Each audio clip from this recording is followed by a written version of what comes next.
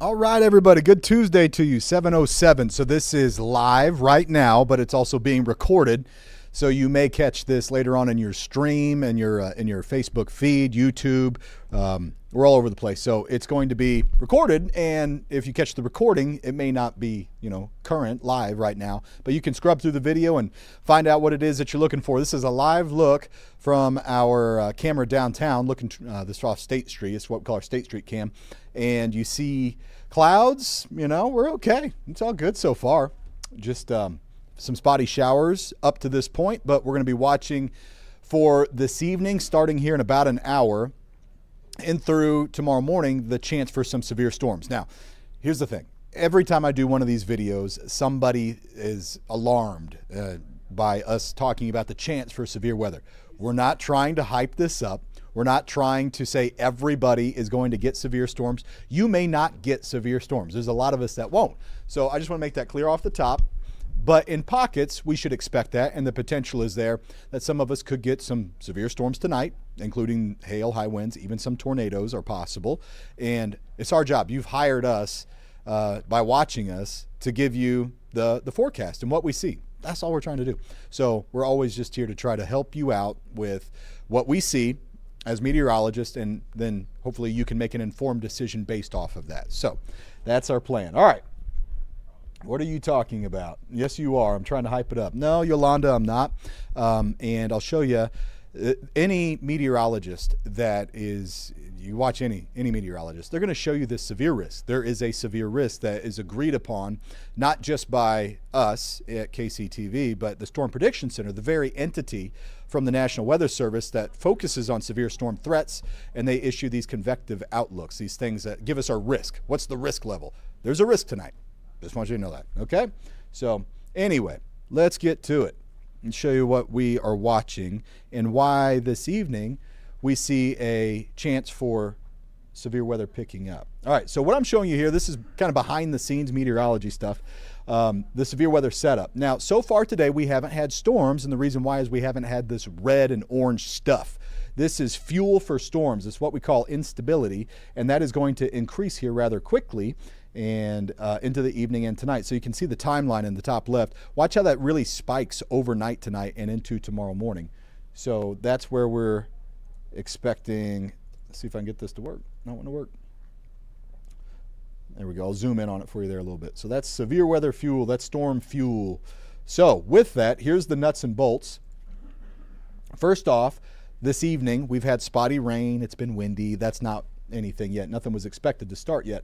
Now, I'm not saying that we'll have storms by 8, but there's a couple rounds here, and the beginning of the chance in the greater area for some strong storms, it starts at 8, and it lasts through midnight. That's round number 1. That one's going to be spotty. That means not everybody's going to get it, and we'll see if that round even gets going at all. There's a chance it doesn't, but the potential's there. And then round number 2 is more of a line, and that's going to be more widespread. That's midnight to 8 a.m. So 8 p.m. to 8 a.m. is our window for storms, and there's kind of 2 clusters within that. And the first one's about to start up here pretty soon. So let's show you the radar and just highlight, hey, everything right now is good. There you go. Just some clouds around, no big deal. Then let's go to this. This is the zone that we're watching for storm development. So the reason why this first round, the 8 p.m. to midnight round, has been kind of iffy is there's something in the atmosphere called a cap, and that can prevent storms from going at all. But if they go, then they could be strong. And we've been watching this zone, and you can see, indeed, we have had development down here in northern Oklahoma, south central Kansas. Now, this storm is important. I'll show you why in just a little bit, but it looks to track this particular storm or one like that in that area. See how it's moving northeast? Just kind of see how it's pointed. The computer forecasts have picked up on that and moved it into our area by about 10 p.m. So we'll see if that happens or not, but that storm and that area has had our attention because of that. So let's see if this works now. Let's time them out. When can you expect them? Okay, round number 1. There you go. You see how we've got that spike around 10 p.m.? Now, this is specific to Kansas City. So it's possible somewhere in the area as early as 8. That'd likely be southwest of Kansas City. About 10 p.m., we'll go up to a 60% chance. It's not a guarantee, but it's potential there. And then it tails back off again. So midnight, 2 a.m., probably catching a break. And then a second round comes in starting at 4. That one's more like 4 to 8 a.m. And it kind of that spike near sunrise tomorrow, or even just a bit before. After we're past 8 a.m. tomorrow, severe threat's done in Kansas City, and we'll be dry the rest of the day. So there's those 2 rounds. Let's get you the risk levels. So the main thing is going to be hail and wind. That's our main concern. Not everybody's going to see hail. Not everybody's going to see 60, 70 mile per hour wind gusts, but within the strongest storms, that's possible. So we'll put that in the medium high range. Now, with that, this is not the most tornadic setup that we've ever seen, but tornadoes are possible. We do have the ingredients in place where we could see some tornado warnings form, and especially with it being at night, it's just something where you'd like to have warnings, you know. So all you got to do is take your phone, make sure your emergency alerts are turned on. So if there is a tornado warning while you're sleeping, that would wake you up. Our weather app, First Warn 5 weather app, it's got that too. It would be geolocated right to your house. So just if you're concerned about you and your family and you want to be alerted while you're asleep, 2 ways that you can do that. And the flood threat here, medium. And when I say that, I mean in spots. We could have some localized flooding. Not everybody's going to see flooding. Not everybody may even see rain here. That's changed a little bit since yesterday. So you can see what the computers are putting out. Notice how some spots could get 2.5 inches of rain. So something can happen where you get storms to line up in what they're called training storms. So kind of imagine a train track where you get one storm to roll by and then another one comes by kind of over the same area, and you can stack up some pretty big rain numbers, and spots, a few spots have a little bit of flooding. I don't think it's going to be widespread though. So you can also see how, hey, these may not even punch down into Harrisonville and Warrensburg. It's questionable there. I'm not saying they won't. I'm just saying it's questionable if they'll punch down that far. So here's the temperatures at the moment, and then we've actually been warming up. We're at 61 right now. We're at our high temperature for the day right now. I think we're going to continue to warm all the way up until about midnight or so. So we'll probably get up into the mid 60s by midnight. That's, you know, that warm. Usually whenever we have storms, it's warm, it's humid, that kind of thing. And it has not been that today, and we didn't expect it to be. But with setting the table for the storms, we're getting that warm, more humid air to come in. That's why our temperatures are kind of going backwards from what they typically do. So here's the forecast radar. And there we are, 7 p.m. We've had some spotty rain. Nothing severe. Computers didn't indicate anything severe up to this point.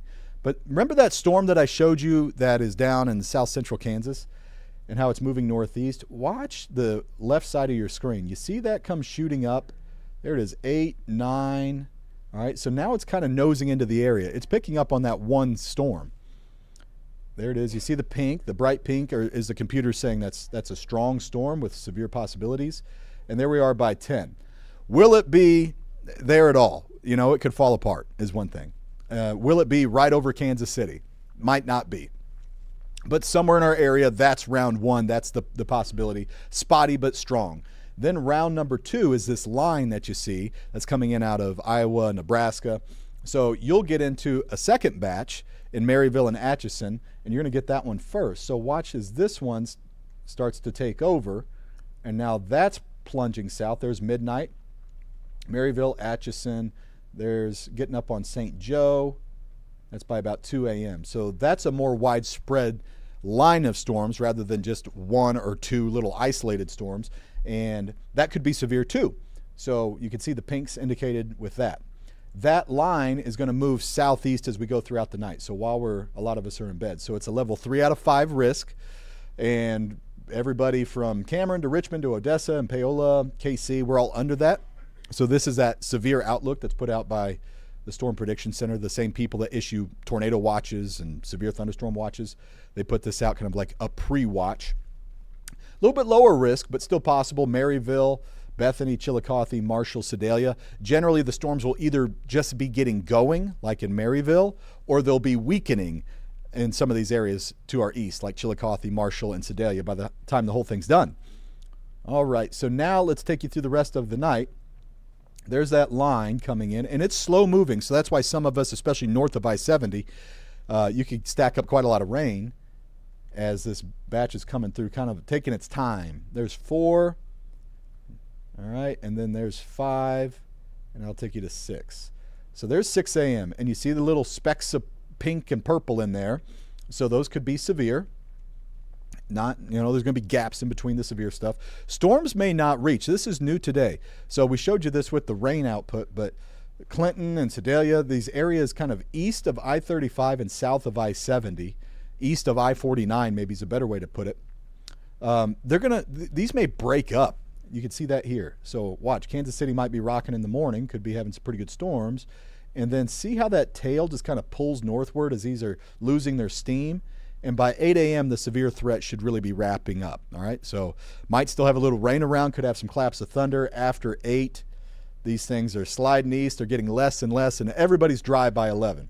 So that 8 to 11 time frame, these things are decaying, and the risk level is coming down fast. All right, so there is a risk for tomorrow morning for severe weather, but this is really throttling back. So you could still have some wind and hail, but that'd be lesser. It'd be more isolated if it happens at all. The tornado threat's really wrapped up. So that's the storm setup. Here's more of like your typical kind of forecast. Your Wednesday morning, we're highlighting up through 8 a.m. the possibility of strong storms. We're going to give a little buffer time in case that line's a little faster, a little slower, something like that.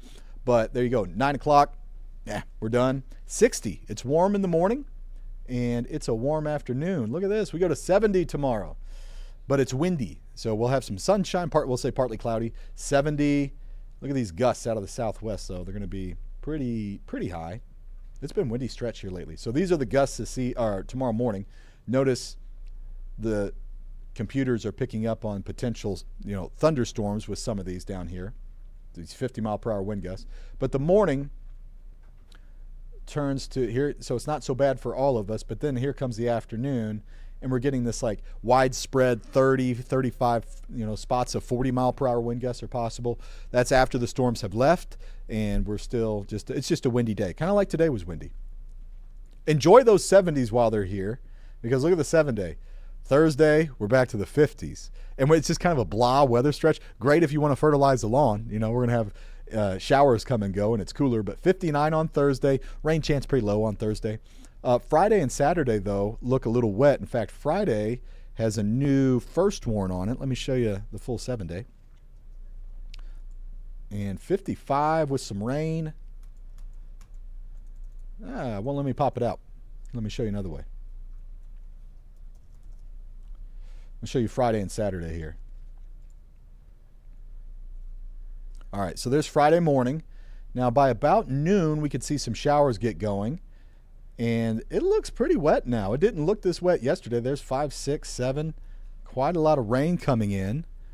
And then that one moves out Friday night. And then Saturday, here, see this next surge that comes in? This one's more iffy on Saturday.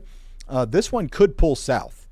So we've seen it for a couple days where it's like along and south of I-70 look rather wet. But if this system drops just a little bit further south, then that might clear some of us. But we should, if you got plans outside Friday and Saturday, be thinking about the possibility of some rain messing with your plans. Not severe, not, first warn does not mean severe. It just means, hey, weather's around, and on those days it may impact your plans outside.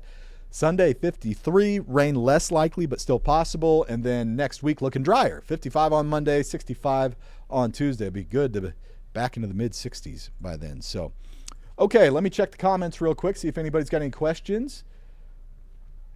What time frame are storms coming? All right, Chad. So we'll go back through this again quick. Here's let me get you your timing graphic. And I probably have, we answered this earlier, and I probably, if I don't get to your question, then go back through the video, and I probably answered it, so you could go back along the timeline. So this is the timing of the storms for Kansas City, is round 1 as early as 8, but I don't think it's going to happen in KC by 8, but southwest of us. Really think about 10-ish, give or take. Spotty, strong storms. Not everybody's going to have them. And then round 2 is more widespread. That one's more like 4 to 7 a.m. tomorrow morning. See what else we have.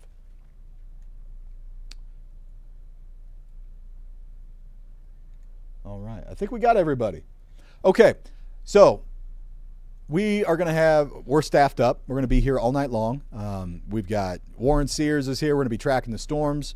And if anything comes in that's severe, we'll be on TV. If necessary, we're not going to try to be on TV, but if something warrants it, we'll break in there. We're going to have updates on air, online, the whole way through. KCTV 5, we've got you covered. And then by tomorrow morning, actually, Greg Bennett's going to come in here about midnight tonight. So he's going to have us covered all the way through the night and into tomorrow morning. So you can check the website for updates. We update that all the time. And your app, and just have a way to get warnings tonight, I think would be a good thing to do, and we'll see what happens. We'll see how this one plays out. So hope this has been helpful for you. In the meantime, we'll have updates at 10 o'clock. Hope you have a great night. Stay safe. Thanks for watching. We always appreciate that. Take care.